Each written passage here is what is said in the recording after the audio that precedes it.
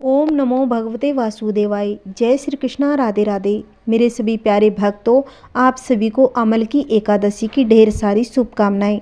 आज हम इस वीडियो में सुनेंगे अमल की एकादशी की व्रत कथा। अगर आपको वीडियो अच्छी लगे तो लाइक, शेयर, कमेंट, सब्सक्राइब जरूर करें। भगवान नारायण की कृपा आप पर सदा सर्वदा बनी रहे। यह व्रत फाल्गुन मास के शुक्ल पक्ष की एकादशी तिथि को रखा जाता है। अमल की एकादशी का व्रत रखने वाले व्यक्ति को स्वर्ग और मोक्ष दोनों ही प्राप्त होते हैं। जो व्यक्ति 1000 गायों का दान कर पुण्य प्राप्त करता है, उतना पुण्य आप एकादशी व्रत करके प्राप्त कर सकते हैं। इस व्रत में आंवले का बड़ा ही महत्व है। उसके वृक्ष की पूजा की जाती है और भगवान को आंवले का भोग भी लगाया जाता है। भक्त पारण के समय आंवले का ही सेवन करें। इस दिन आंवले का ही दान किया जाता है। भगवान विष्णु ने आंवले के पेड़ को देव पेड़ बताते हुए कहा कि इस वृक्ष में देवी देवताओं का वास होगा। जो भी मनुष्य आंवले के पेड़ के नीचे उनकी पूजा करेगा और व्रत रखेगा, उसके समस्त पाप मिट जाएंगे और वह मोक्ष को प्राप्त करके स्वर्ग का अधिकारी बनेगा। तब से हर साल फाल्गुन शुक्ल एकादशी को अमल की एकादशी व्रत रखा जाता है। आंवले के पेड़ की पूजा की जाती है। आंवला नवमी के दिन भी आंवले के पेड़ की पूजा की जाती है। आइए भक्तों, पहले हम सुनेंगे अमल की एकादशी का महात्म्य, फिर इसकी कथा रसपान करेंगे। युधिष्ठिर जी ने कहा कि हे श्री कृष्ण, मैंने विजय एकादशी का महात्म्य जो महान फल देने वाला है वो तो सुन लिया।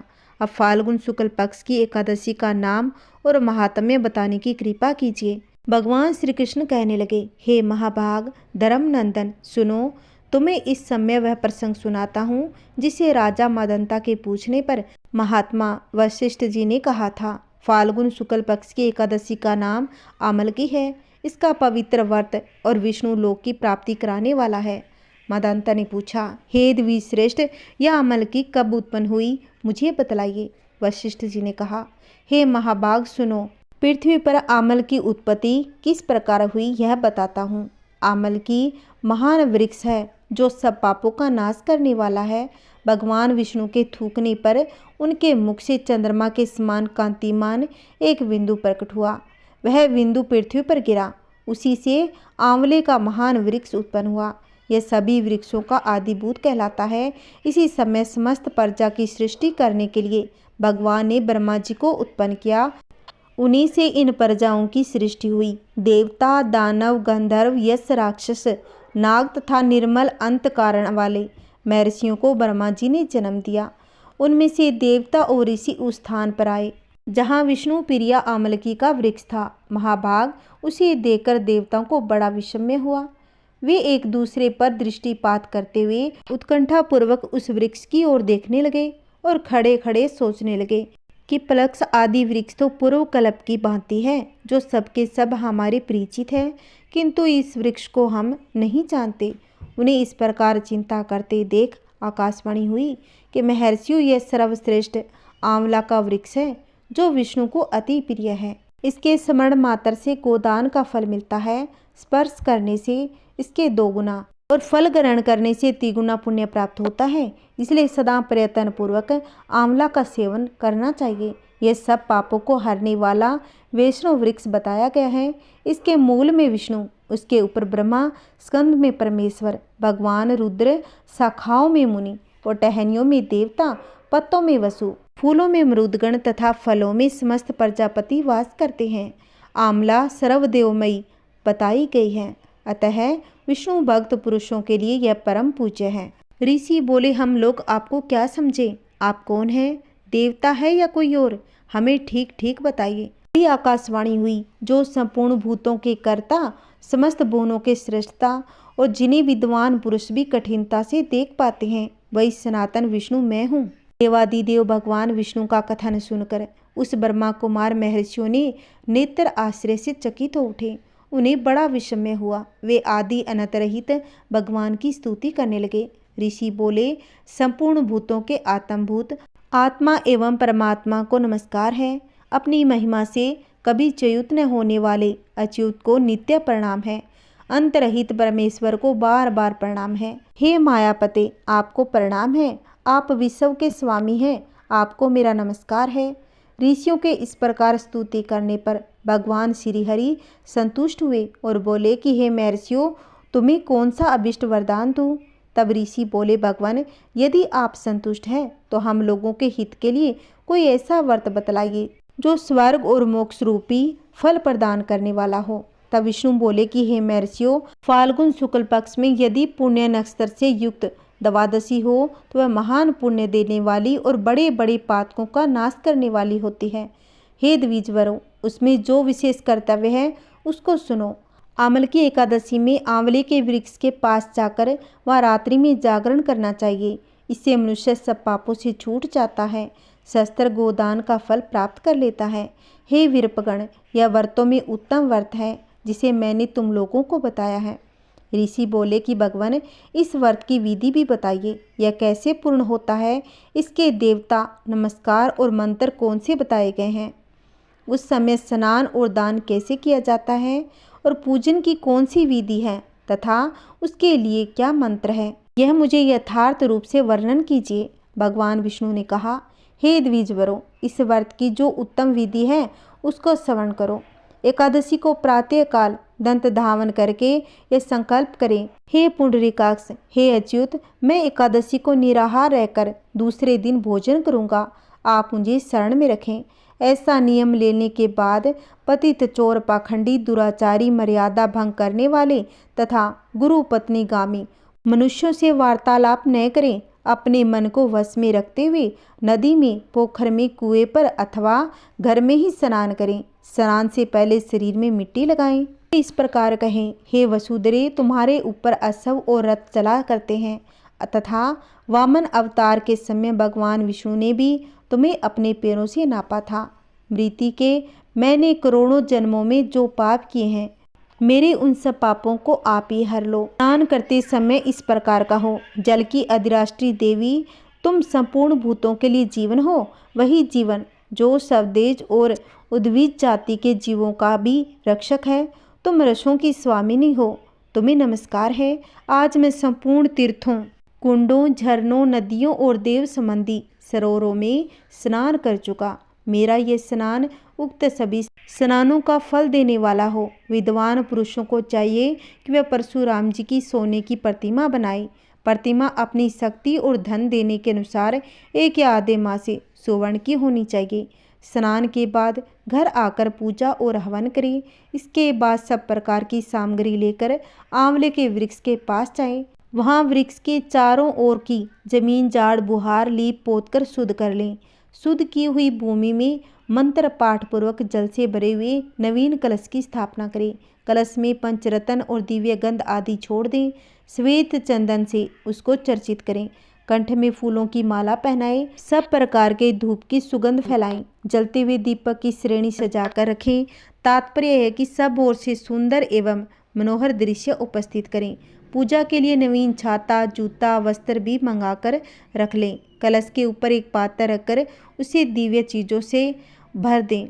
फिर उसके ऊपर सुवर्णमय परशुराम जी की स्थापना करें।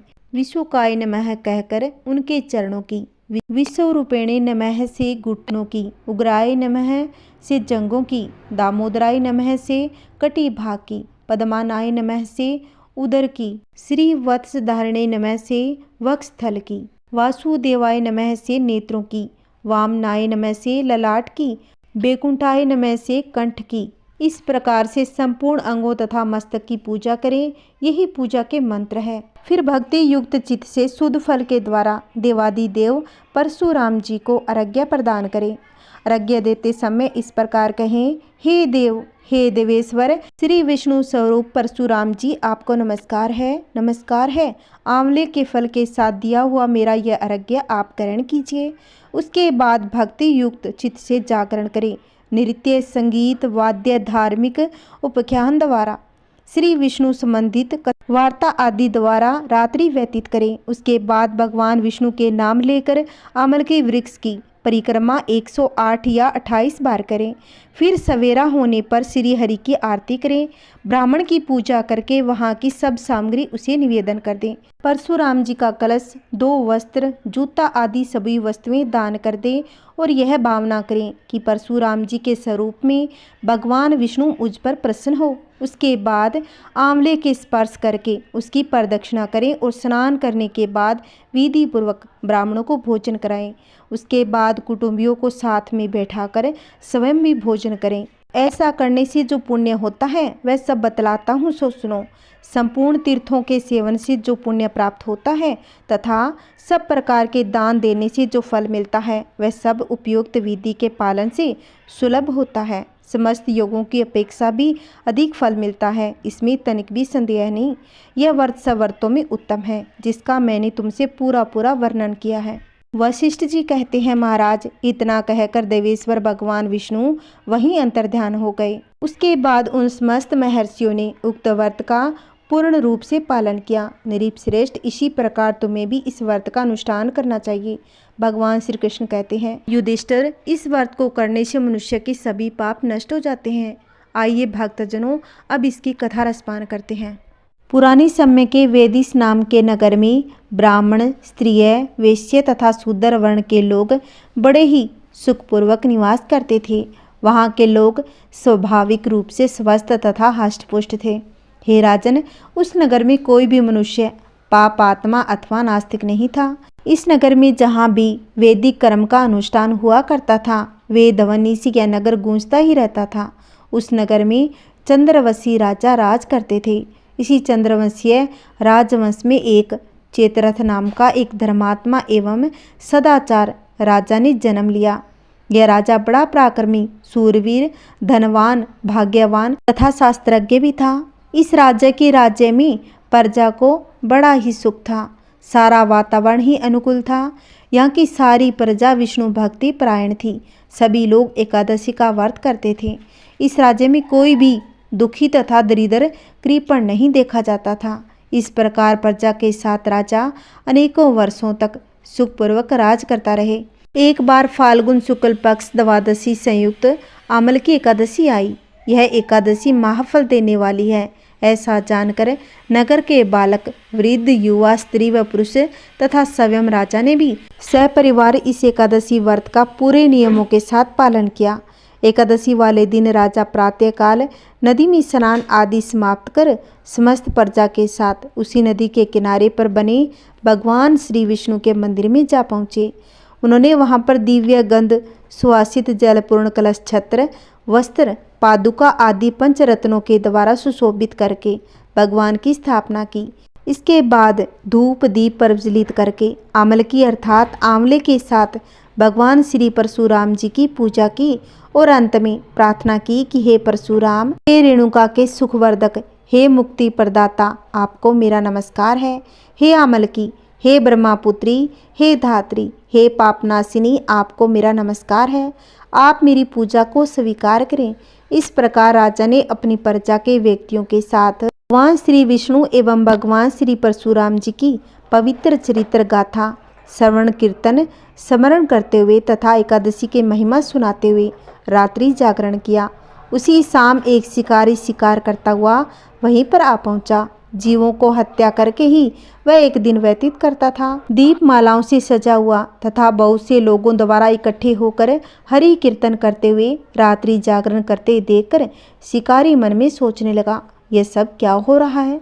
शिकारी के पिछले जन्म के पुण्य का उदय होने पर ही वहाँ एकादशी व्रत करते हुए भक्तजनों का उसने दर्शन किया। कलश के ऊपर विराजमान भगवान श्री दामोदर जी का उसने दर्शन किया तथा वहाँ बैठकर भगवान श्री हरि की चरित्र गाथा सुनी।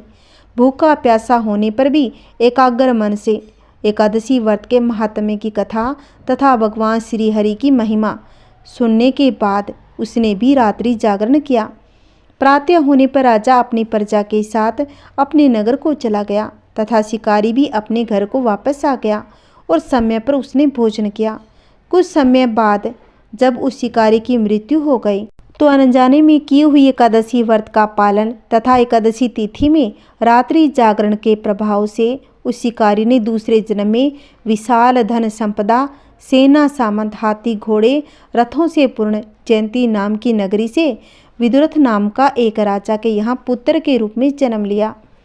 वह सूर्य के समान पराक्रमी, पृथ्वी के समान समाशील, धर्मनिष्ठ, सत्यनिष्ठ एवं अनेकों सद्गुणों से युक्त होकर भगवान विष्णु की भक्ति करता हुआ तथा 1 लाख गायों का आधिपत्य करता हुआ जीवन बिताने लगा। वह बड़ा दानी भी था। इस जन्म में इसका नाम वसुरथ था। एक बार वह शिकार करने के लिए वन में गया और मार्ग भटक गया। वन में घूमते घूमते थका हारा प्यास से व्याकुल होकर अपनी बाहों को तकिया बनाकर जंगल में सो गया।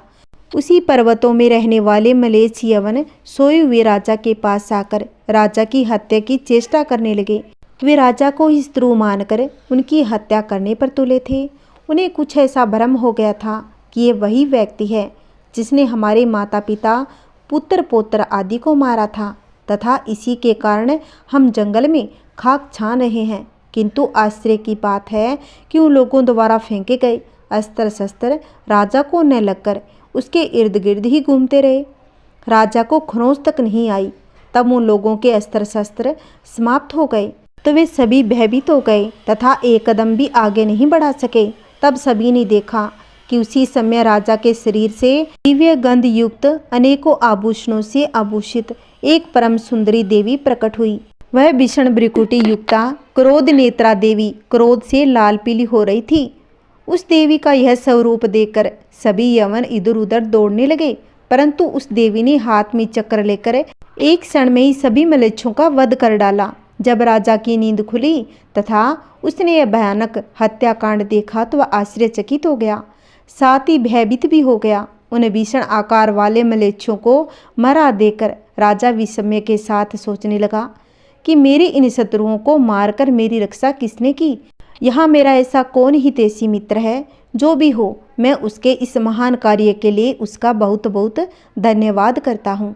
उसी समय आकाशवाणी हुई कि भगवान के सबको छोड़कर भला शरणागत की रक्षा करने वाला और कौन हो सकता है। अतः शरणागत रक्षक, शरणागत पालक श्री हरि ने ही तुम्हारी रक्षा की है।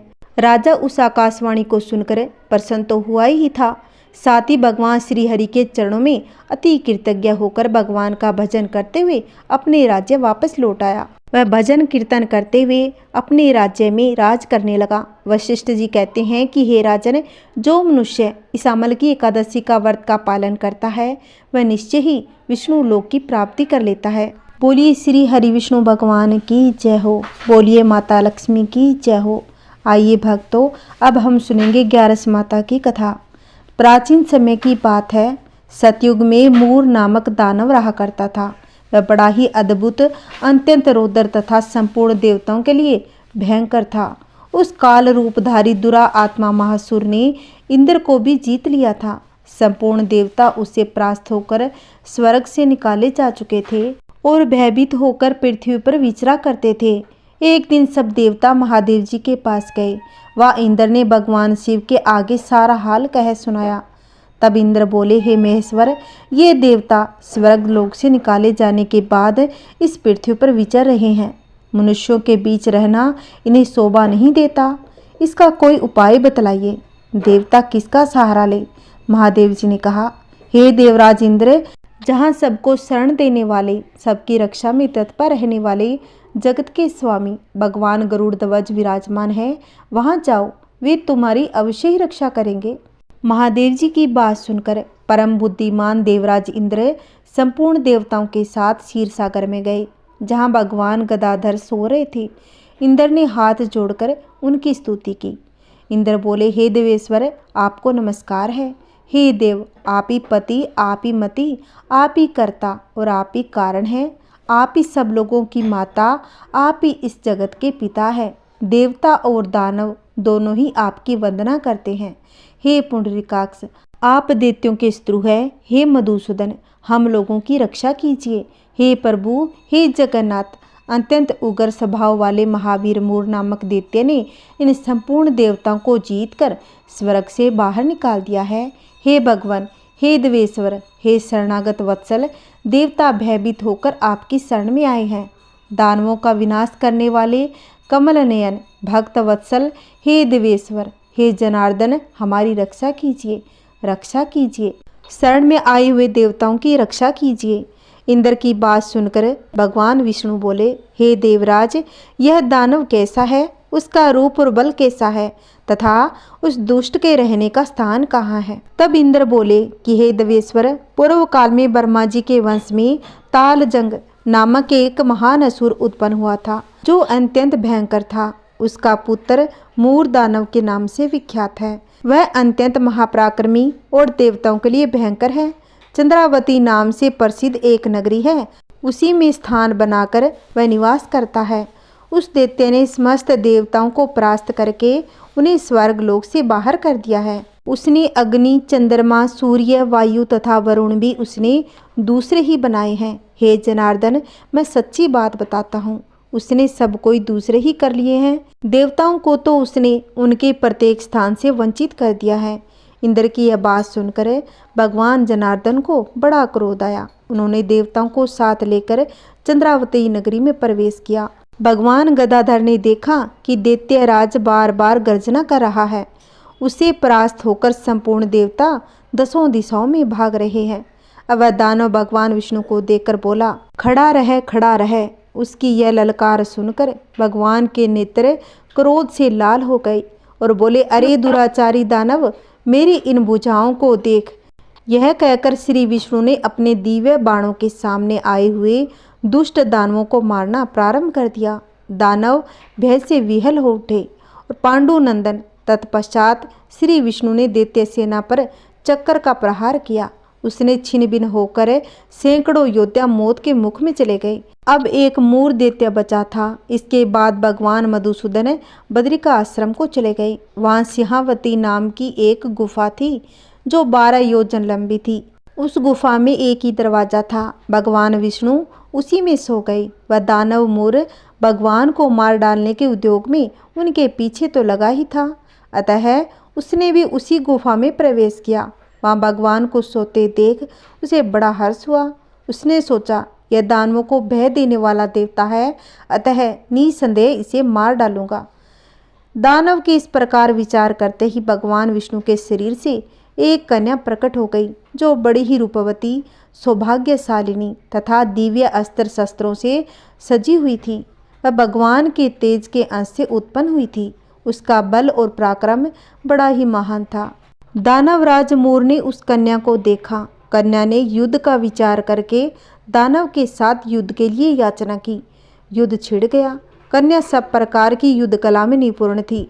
वह मूर नामक महान असुर उसके हुंकार मात्र से राख का ढेर हो गया। दानव के मारे जाने पर भगवान जगे। उन्होंने दानव को धरती पर इस प्रकार निष्प्राण पड़ा देखकर कन्या से पूछा कि मेरा यह शत्रु अत्यंत उग्र और भयंकर था, इसका वध किसने किया? तब कन्या बोली, स्वामी, आपके ही प्रसाद से मैंने इस महादैत्य का वध कर दिया।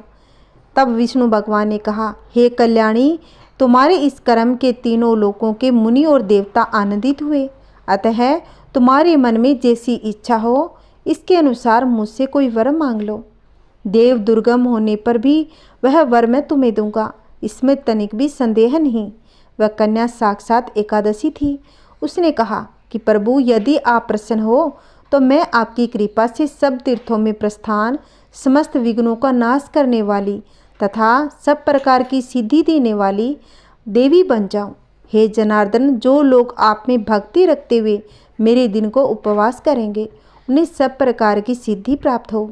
माधव, जो लोग उपवास, नक्त भोजन अथवा एक भुक्त करके मेरे व्रत का पालन करें, उन्हें आप धन, धर्म और मोक्ष प्रदान कीजिए।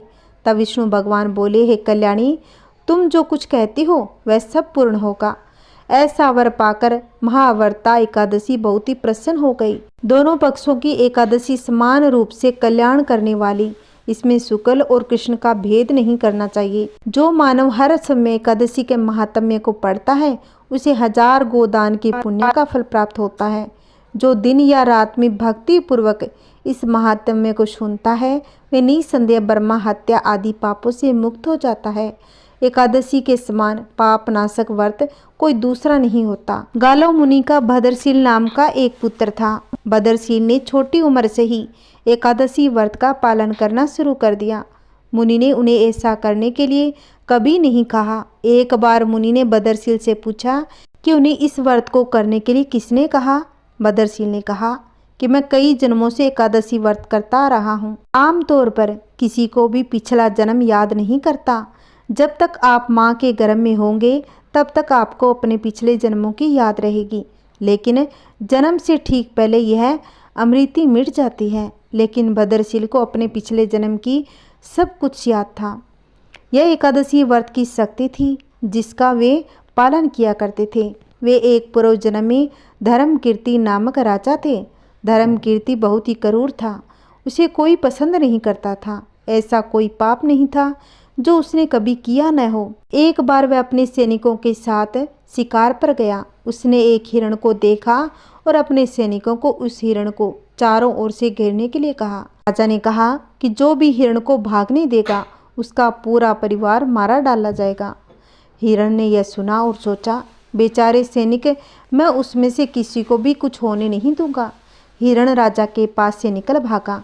राजा ने हिरण का पीछा किया और सूर्यास्त होते राजा एक घने जंगल के अंदर फंस गया। हिरण कहीं दिखाई नहीं दे रहा था। राजा ने एक पेड़ के नीचे रात बिताई। उसने दिन भर में कुछ भी नहीं खाया था। उसे चारों ओर से खतरनाक जानवरों के गुर्राने की आवाज़ सुनाई दे रही थी।